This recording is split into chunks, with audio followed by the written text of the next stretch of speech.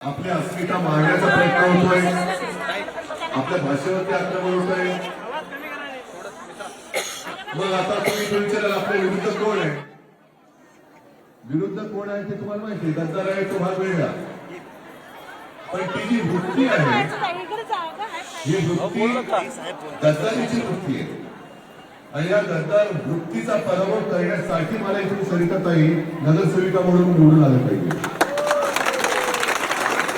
कारण तुम्ही सगळ्यांनी ज्याला निवडून दिलं होतं, निवडून दिलेले गद्दार होऊ शकतात, पण जे निवडून देतात ते गद्दार होऊ शकत नाही हे दाखवणारे निवडून. आणि मला खात्री आहे की जो उत्साह तुमच्यामध्ये दिसतोय, तुमच्या चेहऱ्यावरती जो एक आत्मविश्वास दिसतोय, तो पाहिल्यानंतर विजय आपला निश्चित आहे. मात्र गेल्या 1-2 दिवसांपासून पैशाचा धुमाकूळ चाललेला आहे. धुमाकूळ एवढे निर्लज्ज आणि बेदरकार लोक आहेत.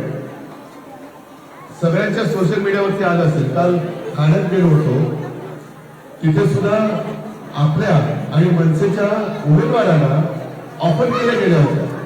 1-1 कोटी, 3-3 कोटी, 5-5 कोटी. का? तर निवडणूक लढू नका, मागे घ्या. का नका लढून?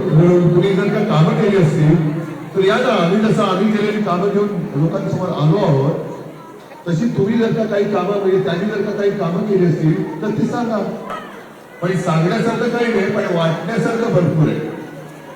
आता त्यांना पैसे वाटताना भीती सुद्धा वाटते पराभवाची. नाही, ही आजची रात्र आणि उद्याची रात्र. हा पैसा वाटप जर तुम्हाला कुठे आढळला तर बेलाशक काय करायचं, बेलाशक या शब्दात तुम्हाला कळलं असेल.